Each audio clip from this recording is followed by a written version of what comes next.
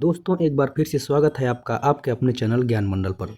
दोस्तों जैसा कि आपको पता है कि अभी अभी बिहार दरोगा का एग्ज़ाम ख़त्म हुआ है और हमने अपने चैनल पर जो भी पढ़ाया था उससे मैक्सिमम क्वेश्चन उसमें पूछा गया था।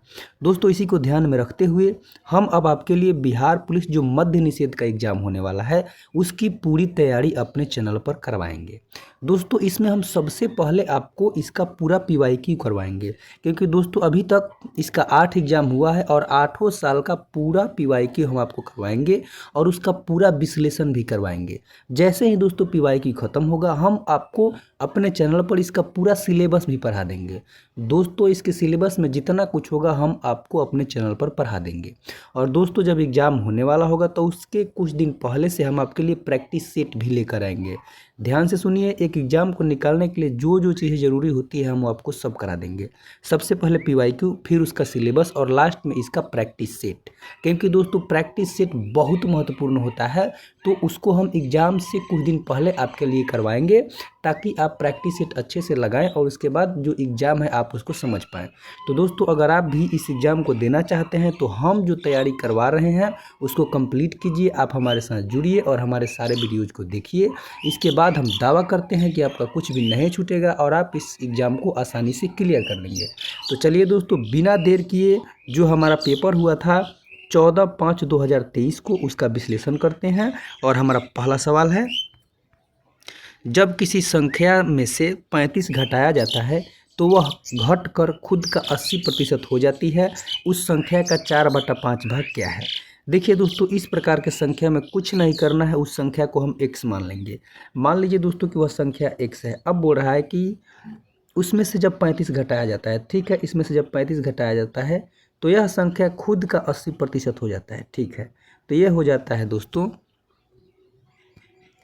x का 80% यानी कि 80/100। तो अब हम यहाँ से x निकालना 20 से काटेंगे दोस्तों, 20 से काटेंगे तो ये हमारा हो जाएगा 20 चौका 100 और 20 पचे, सॉरी दोस्तों 20 चौका 80, 20 पचे 100। उसके बाद देखिए हमारा यहाँ पर पहले से है x - 35 बराबर हो जाएगा, जब हम इसको 4 से काटे हैं तो ये हो जाएगा हमारा 4x/5। दोस्तों 5 इधर इधर आएगा तो गुना में जाएगा, ये हमारा हो जाएगा 5x - 35 में 5 से गुना करेंगे, 5 × 5 = 25 के 5 हाथ में 2 बचते हैं, 15 और 2 17 बराबर हमारा क्या है दोस्तों 4x। अब देखिए थोड़ा सा इसको हम मिटा लेते हैं।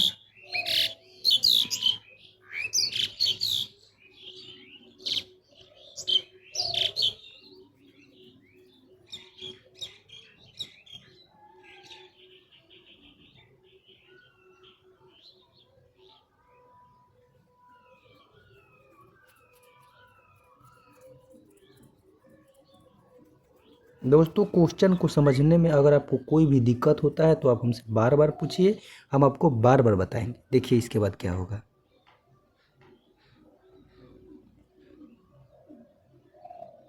अब हम इसको आगे बढ़ाएंगे। दोस्तों ये 175 को इधर ले जाएंगे तो प्लस हो जाएगा, 4x को इधर लाएंगे तो माइनस हो जाएगा। तो ये हमारा हो जाएगा 5x - 4x बराबर 175। तो दोस्तों हमारा x बराबर क्या आ गया 175, यानी कि वह जो संख्या है वो 175 है। अब बोल रहा है इसका 4/5, तो बस 4/5, 5 से इसको हम काट देंगे, कितना बार में कटेगा 5×3 = 15, यहाँ 2 जाएगा तो 5 × 5 = 25। अब दोस्तों बस 35 में 4 से गुना कर देंगे, गुना करेंगे तो हमारा आ जाएगा 140। तो हमारा जो इसका सही जवाब होगा वो क्या होगा दोस्तों, ऑप्शन नंबर डी यानी कि 140। आपको समझने में कोई भी दिक्कत हो आप कमेंट कीजिएगा, हम फिर से समझाएंगे। अगला सवाल है, एक जोकर ने 7 सेंटीमीटर त्रिज्या वाला एवं 15 सेंटीमीटर ऊंचाई वाला शंकु आकार का टोपी पहना हुआ है। टोपी का आयतन देखिए दोस्तों, शंकु दिया है। सबसे पहले आपको बता दें कि जो जो दिया है हम उसको लिख लेंगे। दिया है 7 सेमी त्रिज्या, यानी कि r बराबर हमें दिया है 7। उसके बाद 15 सेमी ऊंचाई, h बराबर दिया है दोस्तों 15। उसके बाद बोल रहा है टोपी का आयतन, तो शंकु का आयतन का फॉर्मूला होता है दोस्तों 1/3 πr²। इसी में मान भर देंगे, 1/3 पाई क्या हो जाएगा 22/7। आर है दोस्तों 7 × 7 स्क्वायर है तो गुना 15। बस दोस्तों इसको इससे काट देंगे एक साथ से एक साथ कट जाएगा, फिर 3 से हम 15 को 5 बार में काट देंगे। उसके बाद इसी को आप गुना कीजिएगा, जो आएगा आपका आंसर हो जाएगा। चलिए अगले सवाल को देख लेते हैं। ये है दोस्तों x + 1/x = 2, तो x का पावर 4 + 1/x का पावर 4 का मान होगा। देखिए दोस्तों, इस प्रकार के सवाल को अपने चैनल पर बहुत अच्छी तरीके से समझा कर किए हैं, आप जाइए और उसको देखिए, आसानी से बन जाएगा। अगला सवाल है हमारा, एक 20 लीटर मिश्रण में दूध एवं पानी का अनुपात 3:1 है। उस मिश्रण में पानी की मात्रा, देखिए दोस्तों 3:1 है, इसका मतलब क्या है कि उसमें 3 भाग जो है दूध है और 1 भाग पानी है, और कुल है 4 भाग। तो देखिए बिल्कुल आसान तरीका से बताएंगे। 4 भाग बराबर दोस्तों 20 है, तो 1 भाग हमारा कितना हो जाएगा, 4 से काटेंगे 5 बार में। 1 भाग कितना है, 5 है। उस मिश्रण में पानी की मात्रा, तो हम आपको बताया है कि दूध 3 भाग है और 1 भाग पानी है, तो बस पानी की मात्रा कितनी हो जाएगी, 5 लीटर, क्योंकि 1 भाग का मान कितना है, 5 है। तो सही जवाब हमारा हो जाएगा ऑप्शन नंबर सी। अगला सवाल है, समान प्रकार के द्विफोकल लेंसों में ऊपरी और निचले भाग क्रमशः होते हैं। तो दोस्तों उसमें अवतल और उत्तल लेंस होते हैं, याद रखिएगा। हमारा अगला सवाल है, निम्नलिखित में से कौन सी प्रक्रिया दीर्घ तरंग विकिरण का भाग नहीं है। चलिए देखते हैं दोस्तों, इसमें से चालन है, संवहन है और विकिरण है, लेकिन बिखरना नहीं है दोस्तों। तो हमारा सही जवाब हो जाएगा ऑप्शन नंबर बी। अगला सवाल है, निम्नलिखित में से कौन एक समान त्वरण का उदाहरण है। चलिए देखते हैं। एक मुक्त गिरने वाले वस्तु की गति बिल्कुल, एक ढाल पर लुढ़कती हुई गेंद की गति बिल्कुल।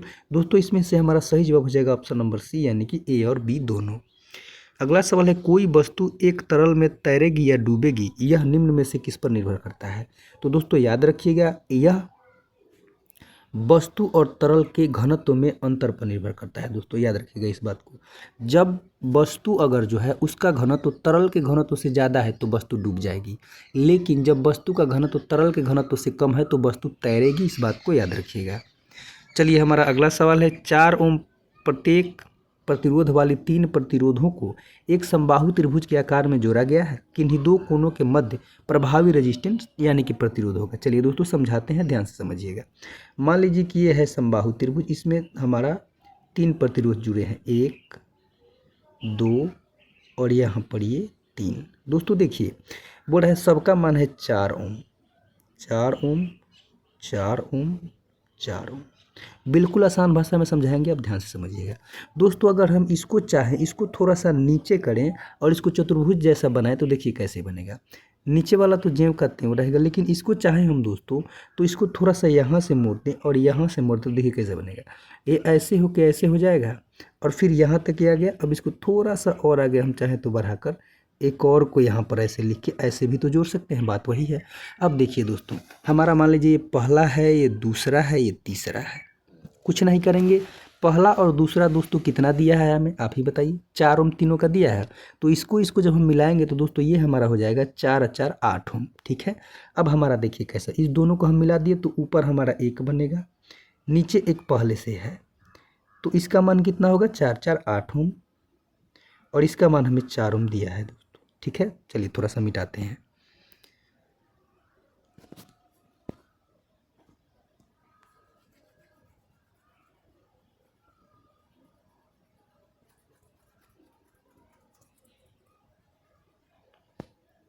अब देखिए, अब इसमें जो हमें निकालना है, अब उसमें मान लीजिए ऊपर वाला और नीचे वाला जो प्रतिरोध है वह किस क्रम में जुड़ा है, तो हमें दिख रहा है कि वो समांतर क्रम में जुड़ा है।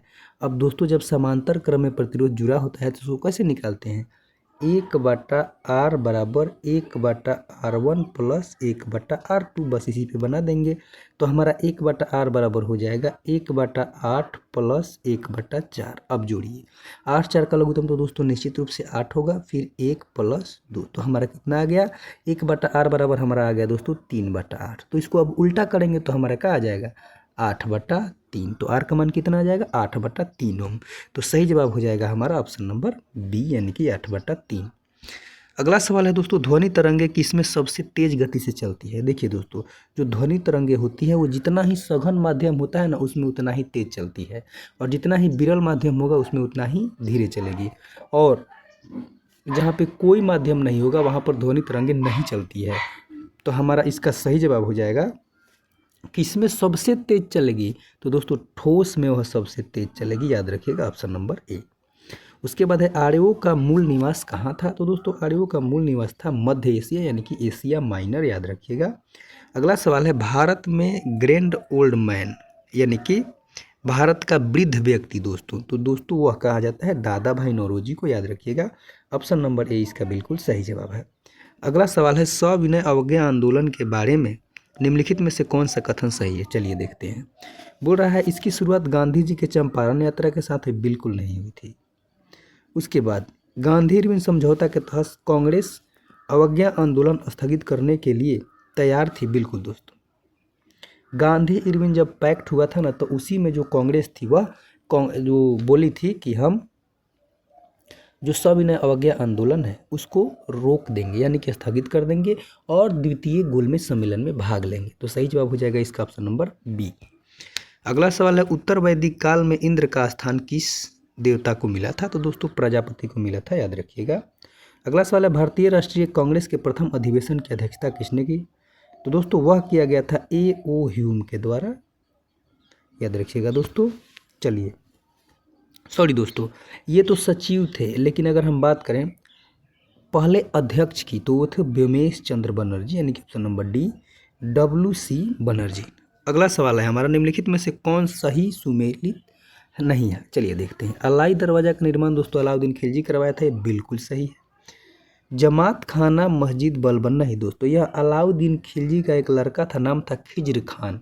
फिर से सुनिए, अलाउद्दीन खिलजी का लड़का खिज्र खान बनवाया था जमात खाना मस्जिद। तो इसका सही जवाब हो जाएगा ऑप्शन नंबर बी, क्योंकि यह सही सुमेलित नहीं है। चलिए अगले सवाल को देखते हैं। निम्नलिखित में से किसने कहा कांग्रेस वास्तव में बिना हथियार के गृह युद्ध में खड़ी है। तो दोस्तों यह कथन था सर सैयद अहमद खां का, याद रखिएगा। अगला सवाल है किस युद्ध में हार के बाद नेपोलियन को सेंट हेलेना द्वीप पर निर्वासित कर दिया गया था। तो दोस्तों उस युद्ध का नाम था वाटरलू का युद्ध, याद रखिएगा ऑप्शन नंबर बी।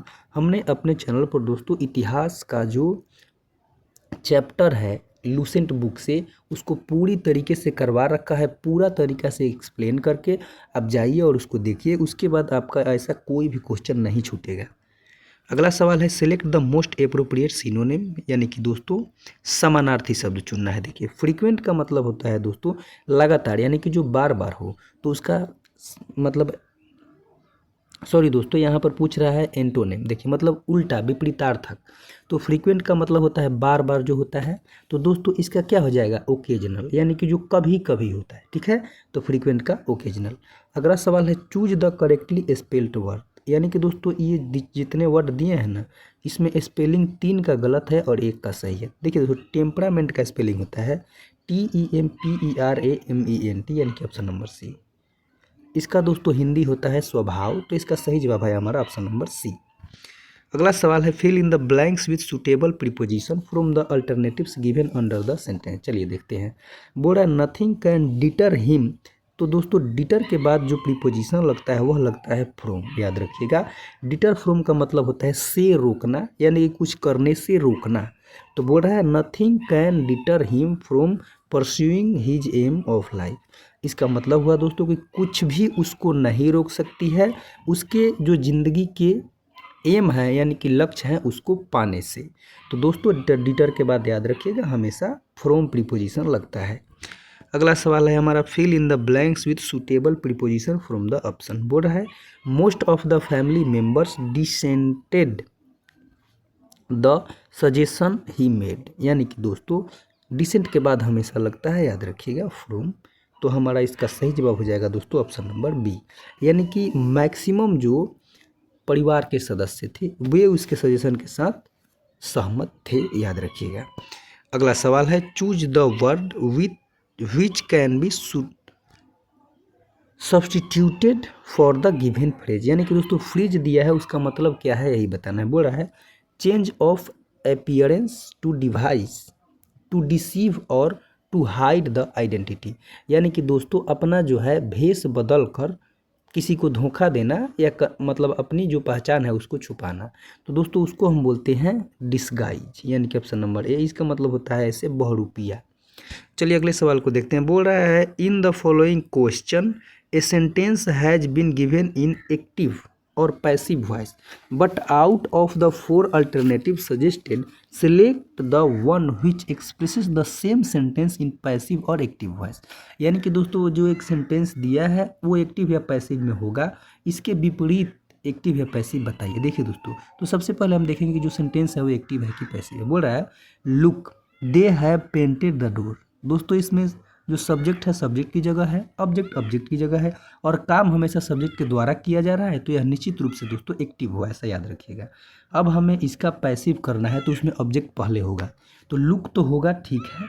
उसके बाद आएगा द डोर, उसके बाद हैज बीन पेंडेड, क्योंकि दोस्तों बाई देम लगे या न लगे बात एक ही है, तो हमारा सही जवाब हो जाएगा option number C, look the door has been painted, इसका बिल्कुल सही जवाब है।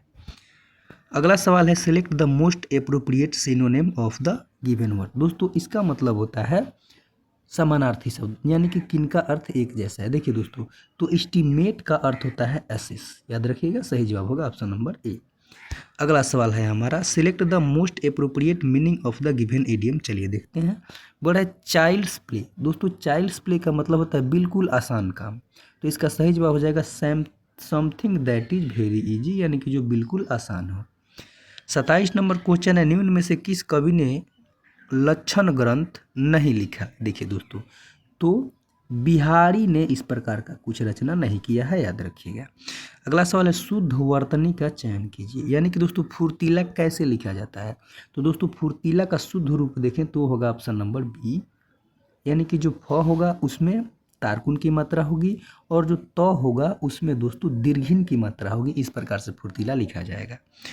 दोस्तों उसके बाद बोल रहा है कि प्रश्न में दिए गए वाक्य के प्रथम और अंतिम अंशों को 1 से 6 की संख्या दी गई है। आने वाले अंशों को 4 भागों में बांटकर य र ल व की संज्ञा दी गई है। ये चारों भाग अव्यवस्थित है, इनको ध्यान से पढ़िए और विकल्प का चयन कीजिए। चलिए देखते हैं। बोल रहा है मरुभूमि राजस्थान की प्रत्येक स्थली पर, इसके बाद देखिए दोस्तों क्या आएगा, इसके बाद जहाँ नहीं आएगा, जहाँ पद में हूँ स्थली पर रक्षा के लिए अपने प्राण अग्निदेव को समर्पित कर दिए। सबसे पहले दोस्तों ल आएगा, उसके बाद हमारा आएगा देखिए जहाँ पद्मिनी नहीं आएगा वहाँ के वीरों का रक्त प्रभावित है। बिल्कुल दोस्तों, देखिए तो सबसे पहले ल आया, फिर वह, उसके बाद हमारा आएगा यह, जहाँ पद्मिनी और लक्ष्मीबाई ने देश के हितार्थ तलवार धारण कर, जहाँ की देवियों ने अपने अस्तित्व की शत्रुओं का, देखिए दोस्तों इसको फिर से पढ़ें। देखिए सबसे पहले हमारा आएगा इसमें ल, तो होगा मरुभूमि राजस्थान की प्रत्येक स्थली पर रक्षा के लिए अपने प्राण अग्निदेव को समर्पित कर दिए। बिल्कुल, उसके बाद वह, वहाँ के वीरों का रक्त प्रवाहित हुआ। उसके बाद में यह, जहाँ पद्मिनी और लक्ष्मीबाई ने देश के हितार्थ तलवार धारण कर, जहाँ की देवियों में अपनी अस्तित्व की शत्रुओं का मान दर्शन किया। तो दोस्तों इसका हमारा सही जवाब हो जाएगा ऑप्शन नंबर सी। तो हम इसमें टिक कर लेंगे अपना दोस्तों option number C. 30 number question है दोस्तों रात्रि का पर्याय नहीं है, यानी कि दोस्तों इसमें 3 रात्रि का जो समानार्थी शब्द होगा यानी कि पर्यायवाची शब्द एक अलग होगा, उसी को चुनना है। चलिए देखते हैं दोस्तों। रात्रि को यामिनी भी कहते हैं, रजनी भी कहते हैं और निशा भी कहते हैं, लेकिन सजनी नहीं कहते हैं, तो हमारा इसका सही जवाब हो जाएगा option number C. 31 number question है दोस्तों सर्वज्ञ किसे कहते हैं। देखिए सर्वज्ञ का मतलब होता है जो सब कुछ जानता है, तो उसको दोस्तों हम सर्वज्ञ कहते हैं। तो सही जवाब हो जाएगा जिससे सब विषय में जानकारी हो, यानी कि option number A. 32 number question है निम्नलिखित वाक्यांशों में से कौन सा वाक्यांश पार्थिव शब्द के लिए उपयुक्त है। देखिए दोस्तों, तो इसमें है जिसका संबंध मनुष्य से हो नहीं, जिसका संबंध पृथ्वी से हो। बिल्कुल दोस्तों, सही जवाब होगा ऑप्शन नंबर बी। अगला सवाल है विपरीतार्थक बताएं, यानी कि कौन इसके विपरीत है। दोस्तों अनुराग का विपरीत होता है विराग, सही जवाब हो जाएगा ऑप्शन नंबर सी। चलिए 34 नंबर क्वेश्चन को देखते हैं। दिए गए वाक्य खंड के लिए एक शब्द चुनिए। बोल रहा है जो अच्छा बोलता हो, तो दोस्तों उसको हम कहते हैं सुवक्ता, यानी कि जो अच्छा बोलता है उसको क्या कहते हैं सुवक्ता। सही जवाब होगा ऑप्शन नंबर सी। अगला सवाल है प्रश्न में दिए गए वाक्य के प्रथम और अंतिम वही उसी प्रकार का है दोस्तों, वाक्य दिया है उसको अरेंज करना है। चलिए देखते हैं। बोल रहा है दोस्तों कभी कभी तय करना। चलिए पढ़ते हैं। देखिए सबसे पहले आएगा कभी कभी तय करना कठिन हो जाता है कि, यानी कि र सबसे पहले होगा, यानी कि ये हमारा होगा पहले। कठिन हो जाता है कि मानवीय विकास का इतिहास, उसके बाद यह होगा। उसके बाद षड्यंत्रों से बना है, या यह राजा सम्राटों के युद्धों और सारी यात्रा आदि शब्द से शुरू होकर किताब दर किताब हुई हम तक आई है। दोस्तों सही जवाब हो जाएगा ऑप्शन नंबर बी।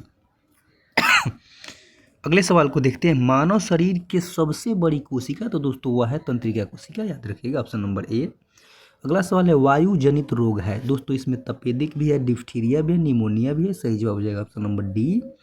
अगला सवाल है आपके खून, बाल और त्वचा समान पदार्थ से बने होते हैं। यह जानवरों के खूरों में भी है। यह एक प्रोटीन है जिसे कहते हैं। दोस्तों वह है केरेटिन, याद रखिएगा ऑप्शन नंबर डी। अगला सवाल है निम्नलिखित में से कौन सा मनुष्य में अवशेषी अंग का उदाहरण है। देखिए दोस्तों अवशेषी अंग है हमारा कान की मांसपेशी, यानी कि बाह्य कर्ण। अगला सवाल है किसके संचय के कारण मांसपेशियों में थकान होती है। तो दोस्तों वह होता है लैक्टिक अम्ल, याद रखिएगा। जब आदमी ज़्यादा दौड़ता है तो क्या होता है कि ऑक्सीजन का कमी होता है किसी मांसपेशी में, तो वहाँ पे लैक्टिक अम्ल स्रावित हो जाता है, जिससे वहाँ पर ऐंठन या दर्द होने लगती है। अगला सवाल है जीवित सरल उत्तक जो पौधों के बढ़ते भागों को सहारा प्रदान करता है वह है। तो दोस्तों वह है हमारा पैरेन्काइमा, यानी कि ऑप्शन नंबर सी। अगला सवाल है दोस्तों पादप कोशिकाओं में तीक्ष्णता और कठोरता किसके कारण प्रदान की जाती है। तो दोस्तों उसका कारण है कोशिका रस से भरी रिक्तिकाएं, यानी कि ऑप्शन नंबर डी। अगला सवाल है निम्नलिखित में से कौन सा उत्तक पौधों के तने का घेरा बढ़ाने के लिए उत्तरदायी है। तो दोस्तों उस उत्तक का नाम है पार्श्व विभेज्योतक उत्तक, यानी कि ऑप्शन नंबर डी हमारा बिल्कुल सही जवाब है।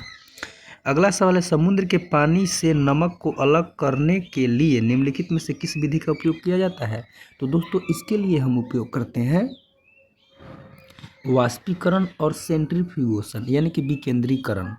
तो सही जवाब हो जाएगा ए और सही। दोस्तों विकेंद्रीकरण का उपयोग नहीं करते हैं, यानी कि दोस्तों हम उसमें वाष्पीकरण और क्रिस्टलीकरण का उपयोग करते हैं। सही जवाब हो जाएगा ए और सी दोनों। अगला सवाल है निम्नलिखित में से किसमें सबसे अधिक न्यूट्रॉन होते हैं। देखिए दोस्तों आपको बताते हैं, इतना अच्छा से समझाएंगे कि आप फिर कभी नहीं भूलेंगे। देखिए दोस्तों जो किसी तत्व में ऊपर दिया होता है वो होता है परमाणु द्रव्यमान, और जो नीचे लिखा होता है वह होता है उसका परमाणु संख्या, यानी कि प्रोटॉनों की संख्या। देखिए दोस्तों तो परमाणु संख्या को ही प्रोटॉनों की संख्या कहते हैं, और हम बोले हैं कि नीचे परमाणु संख्या और ऊपर होता है परमाणु द्रव्यमान। तो दोस्तों जो परमाणु द्रव्यमान होता है ना वह प्रोटॉनों की संख्या और न्यूट्रॉनों की संख्या से मिल के बनी होती है। याद रखिएगा किसी भी परमाणु में जो उसका परमाणु द्रव्यमान होता है वो प्रोटॉन की संख्या और न्यूट्रॉन की संख्या से मिलकर बनी होती है। तो देखिए ये हो गया हमारा प्रोटॉन की संख्या और न्यूट्रॉन की संख्या, और नीचे वाला हो गया प्रोटॉन की संख्या। तो न्यूट्रॉन की संख्या निकालने के लिए क्या करेंगे, ऊपर वाले में से नीचे वाले को घटा देंगे। चलिए घटा के देखते हैं, जिसका अंतर ज़्यादा हो उसमें सबसे ज़्यादा न्यूट्रॉन होंगे। सबसे पहले है हमारा 59 है इसका परमाणु द्रव्यमान और 26 है इसका परमाणु संख्या। घटाएंगे तो दोस्तों हमारा आएगा 33। ठीक है। दूसरा का दोस्तों हमारा देखिए मतलब फेरस का आया 33। कॉपर का दोस्तों 61 है इसका परमाणु द्रव्यमान और 29 है इसका परमाणु संख्या। घटाएंगे आएगा 32। ठीक है। उसके बाद 61 30 31 आएगा, फिर 60 30 तो 30 आएगा। यानी कि दोस्तों सबसे ज़्यादा इसमें न्यूट्रॉन है जो लोहा है ना इसमें, यानी कि सही जवाब होगा ऑप्शन नंबर ए। अगला सवाल है बुलेट प्रूफ स्क्रीन गोभी उबेध आवरण में निम्नलिखित में से किस शीशा का प्रयोग किया जाता है। तो दोस्तों इसमें प्रयोग किया जाता है पॉलीकार्बोनेट ग्लास, यानी कि सही जवाब होगा ऑप्शन नंबर डी। अगला सवाल है तत्व एक्स जिसका परमाणु क्रमांक 16 है वह है। देखिए दोस्तों 16 पर है हमारा सल्फर, और सल्फर क्या है तो सल्फर एक अधातु है। सही जवाब हो जाएगा हमारा ऑप्शन नंबर सी। अगला सवाल है कार्बन टेट्राक्लोराइड और पानी के मिश्रण को अलग करने के लिए निम्न में से किस तकनीक का उपयोग किया जाता है। तो दोस्तों उसमें हम उपयोग करते हैं पृथकारी कीप, जिसको इंग्लिश में कहते हैं सेपरेटिंग फनेल। सही जवाब होगा ऑप्शन नंबर बी।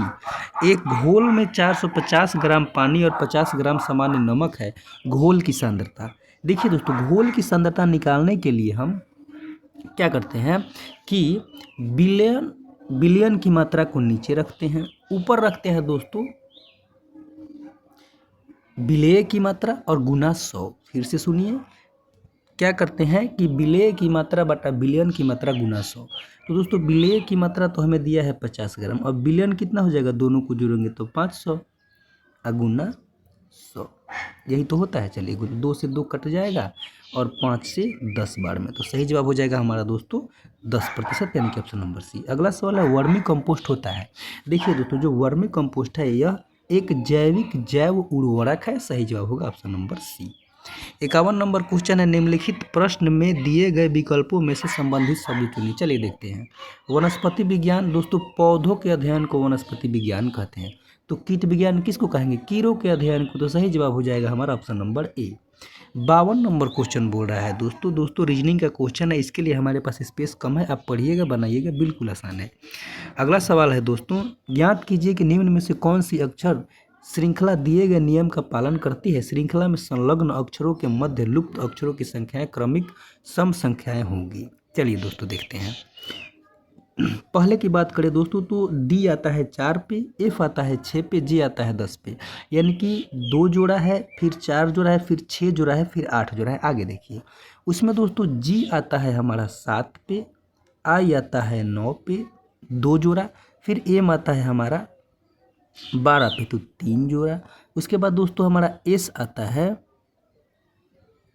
19 पे, तो ये तो बिल्कुल मिसमैच है, कुछ हो ही नहीं रहा है, तो हमारा इसका सही जवाब हो जाएगा दोस्तों ऑप्शन नंबर बी, यह किसी पैटर्न को फॉलो नहीं कर रहा है। अगला सवाल है, 6 दोस्त केंद्र की ओर मुँह करके बैठे। दोस्तों बिल्कुल आसान है, आप इसको आराम से बनाइएगा, हमारे पास स्पेस कम है तो इसको छोड़ देते हैं। अगला सवाल है, निम्नलिखित में से कौन आंध्र प्रदेश की नई राजधानी है। तो दोस्तों आपको पता होगा कि आंध्र प्रदेश से जब तेलंगाना अलग हुआ तो जो इसकी पहले राजधानी थी हैदराबाद, वो तेलंगाना की राजधानी हो गई, और आंध्र प्रदेश की नई राजधानी बनाई गई है अमरावती, को याद रखिएगा। अगला सवाल है, बिहार सरकार ने गरीबी हटाओ के लिए कौन सी योजना लागू की है। तो दोस्तों जीविका योजना। आप वर्तमान में जीविका योजना की बहुत चर्चा भी सुने होंगे। अगला सवाल हमारा बिहार सरकार ने गरीबी हटाओ, दोस्तों ये तो बता दिए। चलिए अगले सवाल को देखते हैं। बोल रहा है, किस भारतीय निशानेबाज ने ISSF राइफल पिस्टल विश्व कप 2023 में 10 मीटर एयर पिस्टल प्रतियोगिता में स्वर्ण पदक जीता। तो दोस्तों उसका सही जवाब हो जाएगा सरबजोत सिंह, यानी कि ऑप्शन नंबर बी। अगला सवाल है हमारा, 74वें गणतंत्र दिवस परेड में किस राज्य की झांकी को प्रथम पुरस्कार मिला। तो दोस्तों यह मिला था उत्तराखंड राज्य को, याद रखिएगा ऑप्शन नंबर डी। अगला सवाल है हमारा, ऑप्टिकल फाइबर का आविष्कार किसने किया। तो दोस्तों यह किया गया था नरिंदर कपानी के द्वारा, सही जवाब है ऑप्शन नंबर बी। और दोस्तों अगर आपसे पूछे कि ऑप्टिकल फाइबर किस सिद्धांत पर कार्य करता है, तो इसका जवाब हो जाएगा प्रकाश के पूर्ण आंतरिक परावर्तन पर। अगला सवाल है, 1 ग्राम यूरेनियम लगभग कितने समान ऊर्जा का उत्पादन करेगा। देखिए दोस्तों तो यह लगभग 4.5 टन उच्च ग्रेड कोयला से जितनी ऊर्जा निकलेगी ना, उतना 1 ग्राम जो यूरेनियम होगा देगा। इसीलिए बोला जाता है दोस्तों कि यूरेनियम जो है बहुत ही कॉस्टली और बहुत ही महत्वपूर्ण पदार्थ होता है। आप देख रहे हैं कि 1 ग्राम यूरेनियम इतना ऊर्जा देगा जितना 4.5 टन, यानी कि दोस्तों 45 क्विंटल जो अच्छा वाला कोयला, यानी कि एंथ्रासाइट कोयला अगर आपके पास 45 क्विंटल है तो उससे जितना ऊर्जा मिलेगा उतना 1 ग्राम यूरेनियम आपको ऊर्जा देगा। अगला सवाल है हमारा, एक परमाणु इकाई के क्रिस्टल बनने का अर्थ है। देखिए दोस्तों इसका मतलब यह है ना कि ईंधन नाभिक के स्वतः विभाजन के कारण बनने वाली श्रृंखला स्थापित हो गई है।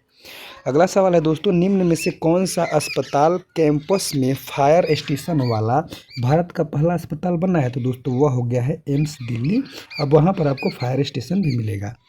अगला सवाल है हमारा, डिजिटल नियमों में हुए बदलाव के चलते किस कंपनी ने भारत में अपना काम बंद कर दिया। तो दोस्तों वह कंपनी है याहू। आपको पता होगा कि सबसे पहले दोस्तों जो सर्च इंजन है ना, गूगल के साथ साथ याहू भी आपको देता था मोबाइल ऑप्शन में, लेकिन अब याहू बंद हो गया। अब आपको गूगल मिलेगा, जीमेल तो है ही, अमेजन तो है ही। तो इसका सही जवाब हो जाएगा हमारा दोस्तों ऑप्शन नंबर ए, यानी कि याहू ने अपना काम भारत में बंद कर दिया। हमारा अगला सवाल है, ओलंपिक ज्वाला किसका प्रतीक है। दोस्तों यह प्रतीक है प्राचीन और आधुनिक खेलों के बीच निरंतरता, यानी कि ऑप्शन नंबर बी इसका सही जवाब होगा। अगला सवाल है, निम्नलिखित में से कौन एक उच्च न्यायालय की पहली महिला मुख्य न्यायाधीश थी। दोस्तों वो थी न्यायमूर्ति लीला सेठ, यानी कि सही जवाब है ऑप्शन नंबर बी। हमारा अगला सवाल है, निम्नलिखित में से कौन भारत रत्न पुरस्कार प्राप्त करता नहीं है। दोस्तों बिस्मिल्लाह खान को बिल्कुल दिया गया था शहनाई वादन के क्षेत्र में, सत्यजीत रे को भी दिया गया था, लता मंगेशकर को भी मिला है, लेकिन दोस्तों राज कपूर को नहीं मिला है। तो इसका जो सही जवाब हो जाएगा वो हो जाएगा ऑप्शन नंबर डी। अगला सवाल है, बच्चों को इंटरनेट सुविधा सुरक्षा के बारे में जागरूक करने के लिए गूगल ने किस प्रोग्राम को शुरू किया है? तो दोस्तों गूगल ने शुरू किया है ग्लोबल किड्स सेफ्टी प्रोग्राम, यानी कि सही जवाब है ऑप्शन नंबर बी। 68 नंबर सवाल है दोस्तों, भारत की राष्ट्रीय सुरक्षा परिषद NSC के संबंध में निम्नलिखित में से कौन सा कथन सही नहीं है? चलिए पढ़ते हैं। यह 3 स्तरीय संगठन में बिल्कुल है। नीति आयोग के उपाध्यक्ष इसके सदस्य होते हैं, बिल्कुल होते हैं। यह शीर्ष निकाय है जो विशेष रूप से देश की सुरक्षा समस्याओं की देखरेख करता है, बिल्कुल दोस्तों। रॉ एवं IB NSC की ओर रिपोर्ट करते हैं, ऐसा कुछ नहीं है। तो हमारा जो सही जवाब होगा वो हो जाएगा ऑप्शन नंबर डी। 69 नंबर सवाल है, धरातल के सर्वाधिक भाग पर निम्नलिखित में से किस चट्टान का विस्तार पाया जाता है? देखिए दोस्तों, तो सबसे ज़्यादा होता है अवसादी चट्टान, याद रखिएगा, सही जवाब है ऑप्शन नंबर सी। अगला सवाल है, निम्नलिखित में से किस महाद्वीप को मानव धर कहा जाता है? देखिए यह कहा जाता है दोस्तों एशिया को, क्योंकि सबसे अधिक जो जनसंख्या है वह एशिया महाद्वीप में ही है। अगला सवाल है हमारा, निम्न में से कौन सा ज्वालामुखी क्षेत्र 10,000 धुआंओं की घाटी के नाम से जाना जाता है? तो दोस्तों यह है पोटोपैक्सी। दोस्तों अगर फोटोपैक्सी की बात करें तो यह दक्षिण अमेरिका में एक देश है जिसका नाम है इक्वेडोर, वहीं पर एक ज्वालामुखी पर्वत है दोस्तों, और यह हमेशा सक्रिय रहता है, मतलब यहाँ पे हमेशा विस्फोट होते रहता है, जिसके कारण आप इस पर्वत पे जाइएगा तो कहीं ना कहीं आपको धुआं निकलते हुए मिलेगा, क्योंकि इसके जो ज्वालामुखी है वो हमेशा सक्रिय रहते हैं और अक्सर विस्फोट होते रहता है। अगला सवाल है, भूपट्टी में सर्वाधिक विस्तृत रूप से पाया जाने वाला तत्व है? तो दोस्तों वह तत्व है ऑक्सीजन, याद रखिएगा। अगला सवाल है, निम्न में से कौन सी पर्यावरण क्षति बहुउद्देशीय परियोजना के कारण नहीं हुई है? चलिए देखते हैं। जल जनित रोग और कीट ये तो हुआ है। पानी के अत्यधिक प्रयोग से प्रदूषण, ऐसा कुछ नहीं है। तो हमारा सही जवाब हो जाएगा ऑप्शन नंबर बी। चलिए दोस्तों अगले सवाल को देखते हैं। बोल रहा है, निम्नलिखित जोड़ों में विशिष्ट वायु राशि की कौन सी विशेषता सही है? उष्णकटिबंधीय महासागरीय, उष्ण व उपोष्ण कटिबंधीय महासागर, बिल्कुल सही है दोस्तों। इसका सही जवाब हो जाएगा ऑप्शन नंबर ए। चलिए दोस्तों अगले सवाल को देखते हैं। बोल रहा है, निम्न में से कौन सी नदी कुमायूं हिमालय के मिलाम हिमनद से निकलती है? तो दोस्तों उस नदी का नाम है गोड़ी गंगा, यानी कि ऑप्शन नंबर सी। अब यहाँ पे कुमायूं हिमालय क्या है? देखिए दोस्तों तो आपको बताते हैं। मान लीजिए कि यह हिमालय है और यह है दोस्तों इसके इधर पश्चिम है और इधर पूर्व है, ठीक है, ध्यान समझिएगा। तो दोस्तों सबसे पहले मान लीजिए यहाँ पे सिंधु नदी है, तो सिंधु नदी से लेके जो सतलज नदी है ना, यहाँ तक के हिमालय को कहा जाता है पंजाब हिमालय, याद रखिएगा। उसके बाद दोस्तों हमारा आएगा, इसके बाद है हमारा एक काली नदी। तो दोस्तों जो ये सतलज नदी से लेकर और काली नदी तक के बीच का जो हिमालय है ना, ये उत्तराखंड में पड़ता है दोस्तों, और इसको हम कहते हैं, याद रखिएगा, कुमायूं हिमालय। क्या कहते हैं? कुमायूं हिमालय, या दोस्तों इसको उत्तराखंड हिमालय भी कहा जाता है, याद रखिएगा। इसके बाद दोस्तों तो इसी कुमायूं हिमालय में एक हिमनद है जिसका नाम है मिलाम हिमनद, और वहीं से निकलती है गोड़ी गंगा। इसके आगे आपको बता दें कि यहाँ पर है तीस्ता नदी और इसके बीच के क्षेत्र को कहते हैं नेपाल हिमालय। इसके बाद दोस्तों है लास्ट में दिहांग नदी, इसी को दोस्तों तो यहाँ से यहाँ तक के क्षेत्र को कहते हैं हम असम हिमालय। तो ये रहा हमारा उत्तर का जो हिमालय है उसका पश्चिम से पूर्व तक विभाजन। अगला सवाल है दोस्तों, लोकसभा के चुनाव के लिए अर्हता यानी कि योग्यता प्राप्त करने हेतु न्यूनतम आयु क्या है? तो दोस्तों अगर आपको लोकसभा का चुनाव लड़ना है तो आपकी न्यूनतम आयु 25 वर्ष होनी चाहिए। अगला सवाल है, भारत के राष्ट्रपति के चुनाव में विवाद के मामले की जांच करता है? तो दोस्तों केवल और केवल इसकी जांच भारत का सर्वोच्च न्यायालय करता है, याद रखिएगा। अगला सवाल है, किनके नाम के अंतर्गत केंद्र सरकार की कार्यकारी क्रियाएं की जाती है? तो दोस्तों वह किया जाता है राष्ट्रपति के नाम पर। सही जवाब होगा ऑप्शन नंबर बी। अगला सवाल है, बिहार में संसदीय सीटों की संख्या कितना है? तो दोस्तों आपको पता होगा कि बिहार में संसद की 4 सीटें हैं, याद रखिएगा, यानी कि लोकसभा की बिहार में 40 सीटें हैं और 16 राज्यसभा की है, ये भी याद रखिएगा। अगला सवाल है, भारतीय संविधान ने सुदृढ़ केंद्र के साथ संघीय प्रणाली कहाँ से ली है? तो दोस्तों यह लिया गया है कनाडा से, याद रखिएगा, ऑप्शन नंबर बी। अगला सवाल है, भारतीय संविधान की 6ठी अनुसूची किन 4 राज्यों में अनुसूचित जनजातियों के प्रशासन और नियंत्रण से संबंधित है? तो दोस्तों दोस्तों यह संबंधित है असम, मेघालय, त्रिपुरा और मिजोरम, यानी कि ऑप्शन नंबर बी। और अनुसूची 5 में दोस्तों इन 4 राज्यों को छोड़कर बाकी पूरे देश में जो जनजाति है उससे संबंधित है। अगला सवाल है, भारतीय संविधान में समवर्ती सूची किस देश के संविधान से ली गई है? तो दोस्तों समवर्ती सूची लिया गया है, याद रखिएगा, ऑस्ट्रेलिया से। सही जवाब होगा ऑप्शन नंबर डी। अगला सवाल है, भारत में कितने उच्च न्यायालयों का एक से अधिक राज्यों या केंद्र शासित प्रदेशों के यहाँ पे छोड़कर पर अधिकार है? तो दोस्तों 3 जो ऐसे उच्च न्यायालय हैं ना जो मिश्रित हैं, यानी कि 2 राज्य मिलकर एक ही उच्च न्यायालय रखे हैं। अगला सवाल है हमारा, भारत के संपूर्ण क्षेत्रों में स्वतंत्र रूप से आने जाने का अधिकार भारत के संविधान के अंतर्गत एक मौलिक अधिकार है। देखिए दोस्तों, तो अगर अनुच्छेद 19 की बात करें तो इसी में दिया गया है कि भारत के आप संपूर्ण क्षेत्र में आ जा सकते हैं, इसके लिए आपको कोई नहीं रोकेगा, क्योंकि अनुच्छेद 19 के अनुसार यह एक मौलिक अधिकार है। और दोस्तों जो अनुच्छेद 19 है वो खुद स्वतंत्रता के अधिकार के अंतर्गत आता है। अगला सवाल है, भारतीय संविधान के किस अनुच्छेद में कानून की नियत प्रक्रिया का सिद्धांत सम्मिलित है? तो दोस्तों वह है अनुच्छेद 21, याद रखिएगा। अगला सवाल है, राष्ट्रीय आय समान है? तो दोस्तों देखिए, जो राष्ट्रीय आय है वह है बाजार मूल्य पर शुद्ध राष्ट्रीय उत्पाद, यानी कि ऑप्शन नंबर सी। अगला सवाल है, भारत ने मिश्रित अर्थव्यवस्था को कब चुना? देखिए दोस्तों, यह चुना गया था दूसरी पंचवर्षीय योजना के लिए। सही जवाब है ऑप्शन नंबर बी। चलिए दोस्तों, अपने अगले सवाल को देखते हैं। बोल रहा है, भारत में सर्वाधिक राजस्व प्राप्त होता है? दोस्तों सबसे ज़्यादा राजस्व प्राप्त होता है उत्पाद शुल्क से, यानी कि सही जवाब है ऑप्शन नंबर सी। अगला सवाल है, सार्वजनिक वस्तु का क्या अर्थ है? देखिए दोस्तों, सार्वजनिक वस्तु का अर्थ है एक वस्तु जिसका लाभ अविभाज्य रूप से पूरे समुदाय को लाभ पहुंचाता है, यानी कि ऑप्शन नंबर बी इसका बिल्कुल सही जवाब है। अगला सवाल है, निम्नलिखित में से कौन मानव विकास सूचकांक यानी कि ह्यूमन डेवलपमेंट इंडेक्स HDI का एक घटक नहीं है? देखिए दोस्तों, तो इसमें हमें प्रति व्यक्ति आय को ध्यान में रखा जाता है, जन्म के समय जीवन प्रत्याशा को भी ध्यान में रखा जाता है, लेकिन सकल नामांकन दर को ध्यान में नहीं रखा जाता है। सही जवाब हो जाएगा हमारा दोस्तों ऑप्शन नंबर सी। अगला सवाल है, भारत में वाणिज्यिक बैंकिंग प्रणाली है? तो दोस्तों यह एक शाखा बैंकिंग है, याद रखिएगा, ऑप्शन नंबर सी इसका सही जवाब है। अगला सवाल है, निम्न में से कौन कृषि मूल्य समर्थन कार्यक्रम का एक उदाहरण है? देखिए दोस्तों, तो इसमें जो ऑप्शन है हमारे price ceiling, prime flooring, equilibrium pricing. सही जवाब होगा दोस्तों ऑप्शन नंबर सी, याद रखिएगा। अगला सवाल है, केंद्रीय बजट के संदर्भ में निम्नलिखित में से कौन गैर योजना व्यय के अंतर्गत आता है? देखिए दोस्तों, तो इसमें रक्षा व्यय भी है, ब्याज भुगतान भी है, वेतन और पेंशन भी है और सब्सिडी भी है। तो सही जवाब हो जाएगा ऑप्शन नंबर सी, यानी कि 1, 2, 3 और 4। अगला सवाल है दोस्तों, 5% साधारण ब्याज प्रति वर्ष की दर से निवेश की गई राशि को उसके मूल्य में 50% वृद्धि करने में कितना समय लगेगा? देखिए दोस्तों, इसमें सबसे पहले बोल रहा है साधारण ब्याज। तो साधारण ब्याज है दोस्तों, तो यह हमेशा जो हमारा मूलधन था यानी कि राशि था उसी पर जुड़ेगा, इसमें ब्याज कभी जुड़ता नहीं है। देखिए, तो अगर हमें 5% की दर से 50% करना है दोस्तों, तो हमें देखिए 1 साल में 5%, तो कितना साल में 50%? 10 साल में नहीं हो जाएगा। तो सही जवाब हो जाएगा हमारा दोस्तों ऑप्शन नंबर ए, क्योंकि साधारण ब्याज है इसलिए इसका जवाब ऑप्शन नंबर ए होगा। अगला सवाल है दोस्तों, पी और क्यू की औसत मासिक आय 5050 रुपया है।